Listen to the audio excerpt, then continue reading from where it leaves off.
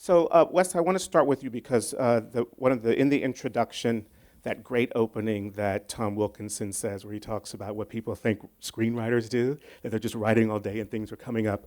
So that spoke to me about inspiration. So I kind of want to just ask you about inspiration in bringing this story together. I know that Stefan Zweig was the story was inspired by some of his writings. So can you give us a little bit of that? Yes. Well, from Zweig is somebody who I'd never read until quite recently, like 5 years ago, something like that. And I love these. I love these books, and I fell in love with this writer. And the movie is not based on any book, any particular story, but it's sort of me trying to do one of his things, I guess. And this introduction that you refer to is one of the most that really is lifted directly from this book, Beware of Pity, which begins with a sort of introduction from the quote unquote author, like an author character, so yes, and I mean, I don't even know if I agree. I mean, I haven't particularly experienced what he said. He says that people bring the stories to you when they know you're a writer. I haven't particularly found that, but I like the idea of it. I like it sort of sets the stage. In fact, I kind of question. I sort of think, I'm not so sure Zweig experienced that. I think he's the kind of writer who would use it as a tool for telling his story, a sort of idea like that.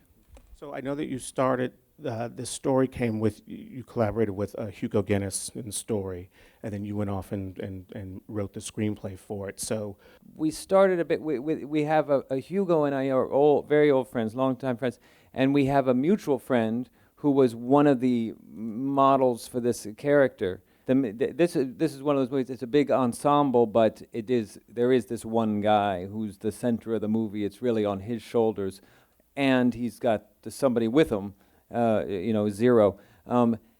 That part we wrote with Ralph in mind, in the hopes that he would want to do it. And I don't really, it's not like there's a second there. I don't know who the second choice could even be. It's a hard part, and to cast, and he was the perfect one and the only one.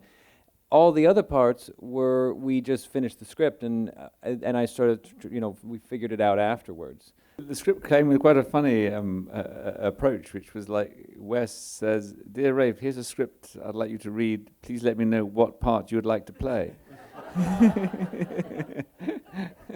So I read the script, and there's this great part called Gustav, and I think, well, am I allowed to say that I'd like to play Gustav? No, there was a little bit of back and forth, and then it was Wes was more overt, and said, "I want you to play Gustav," and then I said, "Okay, I'll play." Well, it seems like such a great role too, because Monsieur Gustav, he had so many layers to him, so I could just imagine that as an actor, that gives you so many choices. It was a great part. It was a great part on the page, for all the reasons you're saying. Mm-hmm. And one of the things with a part, when you clearly on the page, it's got all kinds of possible interpretations or potential. And one of the first things that I asked was, what's the nuance, what's the tone of Gustav? Because clearly it could lend itself to sort of high definition flamboyancy / campery. And what was it? Where did it lie? And one of our first earliest meetings was to read through it. And Wes was quick to sort of identify that whenever and you must jump in here, because it seemed to me that you didn't want it to become overtly affected. It needed to be rooted in when you seem to identify, when you said to me, Rev, when it's sort of more you. Yes. Yeah. Well, that's the thing, because the character. I've sitting in the editing room, I know all this performance. I know all the performance you give in the movie, the performance you gave in all the other takes. and it's not you. You know, it's a creation. But the thing that I felt just and when I first saw you starting to do it was it was that you could make him a real person. You know, and that was that's to me, that's really all we want. I mean, you talk very fast, and there's great precision in his way of in his physicality, and that's all part of his character. But to me, I just felt like he's alive now, and that's the thing you hope for.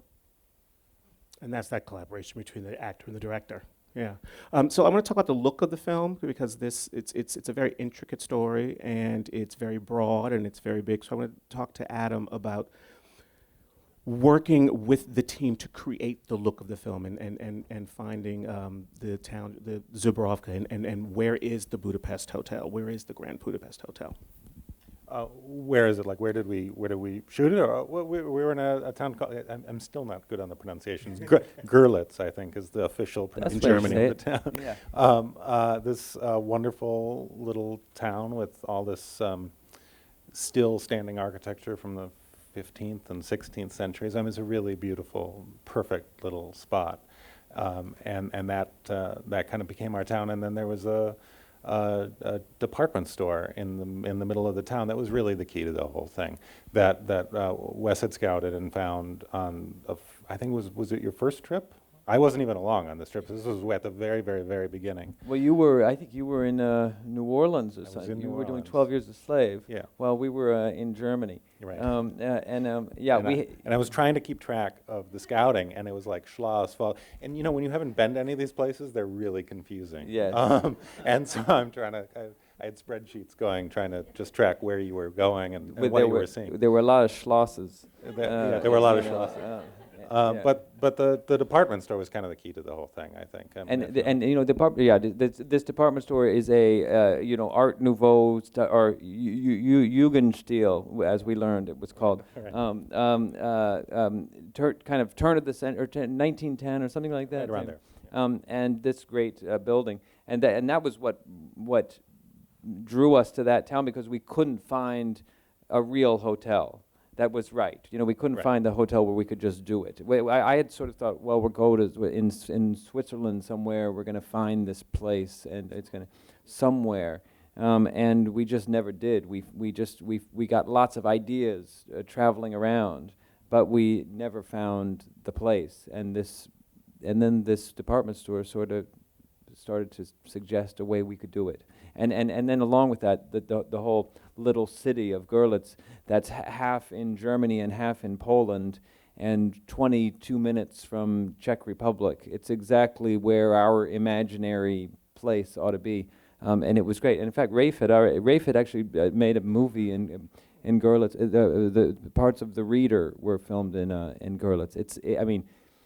It's quite a popular movie location at the moment. But didn't the Book Thief came in after us? And Well- Monuments Men came in after us? Yeah, Görlitz is whoring around. Is it? yeah, I don't. Yeah, you're right. It is. It's a bit cheap of it. Yeah. They're actually talking about putting letters on the hill outside of town. You know, the brewery hill? Görlitz. Well, I know that you know, we were even forced out. We left a day early because of the book thief. Yeah, they forced us out of our little plots. Ah. Where's So the another Book Thief another now? another device in telling this story I thought was really great was the use of the dollhouse and the animatics and all those great devices in telling this story. So who did you work with to create all of that? There's a huge team involved in that. I mean, we designed them and drew them and built them at the studio kind of concurrently with the filming. And then Jeremy Dawson, who's hiding out here somewhere, he's waving in the back, was kind of the kind of key central person on bringing everything together with shooting those and then integrating them after into the film. But they were built in a workshop right next to the workshop building the full scale scenery. And it all happened right along in the same time frame. The other thing I wanted to mention as well and talk about is another creative device is using the different aspect ratios. talk to about the work you do with Robert Yeoman in creating that, and why, and what did that do for you in your storytelling as a filmmaker? I'd always wanted to shoot a movie in the Academy ratio, so this was a chance to do almost the whole movie in that way, but to frame it with some widescreen scenes and kind of make our different time periods that way. And it used to be a thing, I would occasionally, with different movies over the years, I've thought I would like to try to do a movie in 133 or 137 or whatever it is, and we find out there's really no way to get the theaters enough theaters to they have to change the gate and the lens or who knows what. Now it's digital, and you can sort of just do it how you want, and somebody presses a button and it just plays. Right. So let's talk about the editing process, because there are a lot of intricate pieces with chases and chases through the ski lifts, which I thought was really terrific, and that great escape out of the prison. So talk about the work that once you had all this footage, you go into the editing room. How did you put this story together? Also with those incorporating those 3 aspect ratios. While we're shooting, we might edit, or we'll edit on a weekend a bit and do a few scenes, but we don't do an assembly. We just sort of start and we just go one scene at a time through the whole movie, and most of it is edited. And most of it we haven't really touched it until the movie's all finished and we're in there. But with a movie like this, the first cut of the movie. This has happened with a few of these things. The first cut is 87 minutes or something. I mean, we've cut it very, very tight, and then we slowly kind of put things back, which is kind of the opposite of the way I think is more common. And then we usually end up looking at that, and it sort of works, but we find a bunch of problems, and then we spend months and months doing millions of little bitty things. And kind of finding another layer of sort of devices to help just make things more clear. And it's usually a lot of stuff, especially now that there's so much digital. There's so many options of how to do things and how to polish it. There are just hundreds and hundreds of things on there that you probably wouldn't think you would even bother to do digitally, but we do.